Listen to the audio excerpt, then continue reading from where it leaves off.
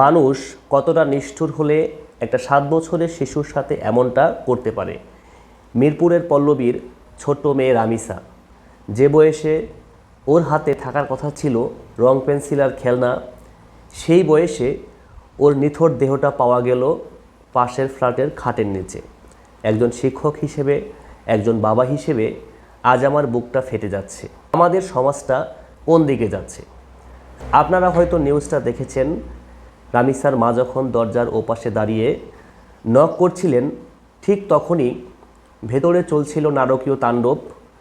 ঘাতক সোহেল রানা ও তার স্ত্রী স্বপ্না আক্তার যে কাজটা করেছে তা কোনো সুস্থ মানুষের পক্ষে সম্ভব নয়।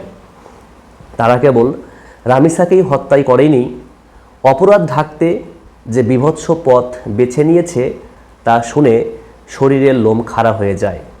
পুলিশ সোহেলকে নারায়ণগঞ্জ থেকে গ্রেপ্তার করেছে, কিন্তু আমাদের প্রশ্ন, এই বিচার কি দ্রুত হবে? রামিসার পরিবারের দীর্ঘ 17 বছরের সেই বাসায় মাত্র 2 মাস আগে ভাড়া এসেছিল এই দম্পতি। অথচ প্রতিবেশী হয়ে তারা যে বিশ্বাস ভঙ্গ করল, এটা ভাবলে এখন কাউকে বিশ্বাস করতেও ভয় লাগে। আজ রামিসার বাবা মা নির্বাক হয়ে বসে আছেন। তাদের এই শূন্যতা কি কোনো বিচার দিয়ে পূরণ হবে?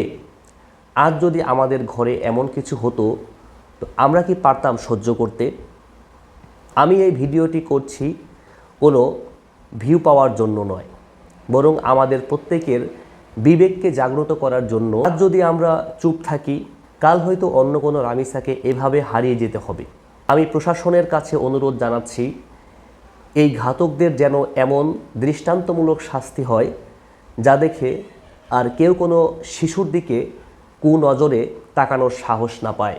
আপনারা যারা ভিডিওটি দেখছেন, দয়া করে এটি শেয়ার করুন। আপনার একটি শেয়ার হয়তো প্রশাসনের নজর কাড়বে, বিচারের দাবিটাকে আরও জোরালো করবে।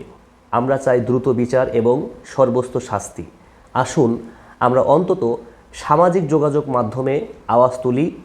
ভালো থাকবেন সবাই, দোয়া করবেন রামিসার জন্য।